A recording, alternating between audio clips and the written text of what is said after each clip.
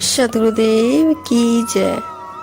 कबीर यह गत अटपटी चटपटी लखी न जाए, जो मन की खटपट मिटे उधर भय ठहराए।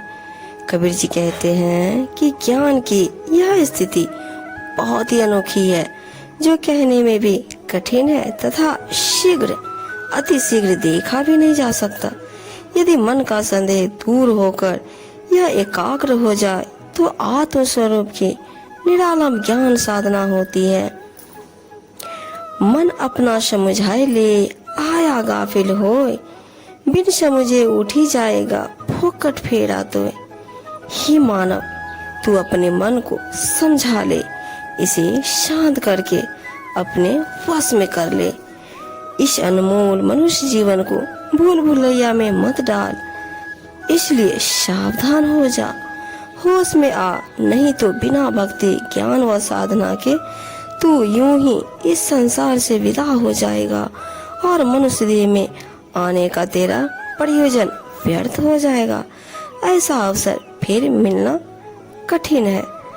कबीर मन मरकट भया नेक न कहूँ ठहराए, राम नाम बांधे बिना चित भावे तित जाए।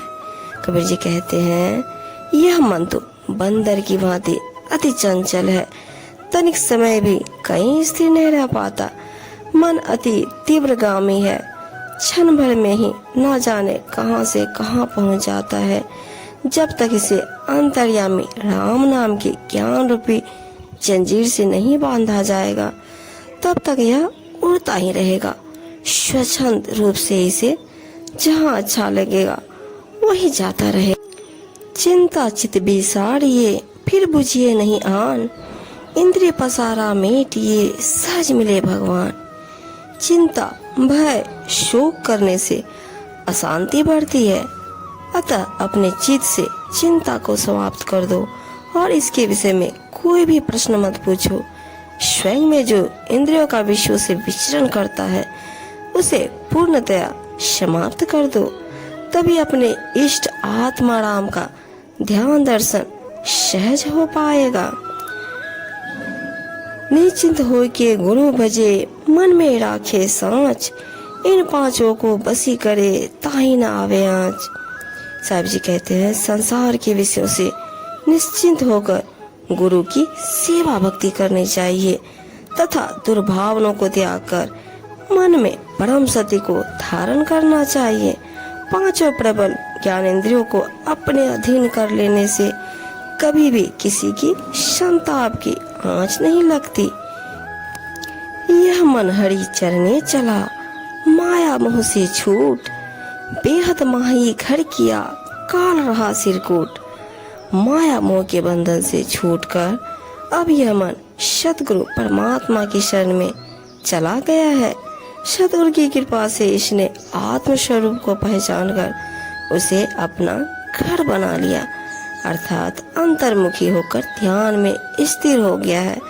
अब काल भी अपना सिर पटकता रहेगा, किंतु वह इसका कुछ नहीं बिगाड़ सकता। अकथ कथा या मन ही की कहे कबीर समझाए, जो या को समझा पड़े ताको काल न खाए। कबीर जी समझाते हुए कहते हैं कि इस मन की कथा तो अकथनीय है और बड़ी ही विचित्र है। जो व्यक्ति इस मन को तथा इसकी कामनाओं को अच्छी प्रकार समझ लेता है, उसके अंतर का सब भ्रम दूर हो जाता है तथा फिर उसे काल क्लेश नहीं सताते। सुर नर मुनि सबको ठगे मन ही लिया अवतार, जो कोई याते बचे तीन लोक ते ज्ञान। यह मन बहुत महान ठग है। यह सुर असुर मनुष्य तथा मुनि आदि सभी को ठगता रहता है। यदि मन जीव को बार बार जन्म लेने के लिए बाध्य करता है, जो साधक पुरुषार्थी मन की इस ठगी से बच जाए वही तीनों लोकों में अपने उड़झे उड़झिया दिखे सब संसार, अपने सुरझे सुरझिया यह गुरु ज्ञान विचार। अपने कर्मों की उलझन में ही सारे संसार के लोग उलझे हुए प्रतीत होते हैं। यह सारी उलझन स्वयं ही सुलझाने से सुलझेगी।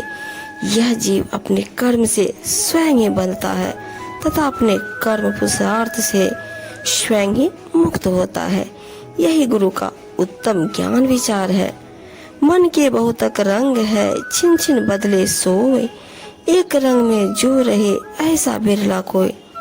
बहरूपिया होने के कारण मन की भावनाओं के विभिन्न रूप होते हैं जो क्षण क्षण में बदलते रहते हैं। संसार के दृश्य के अनुसार परिवर्तन होता रहता है। इस संसार में ऐसा महान व्यक्ति कोई एकाध ही होता है।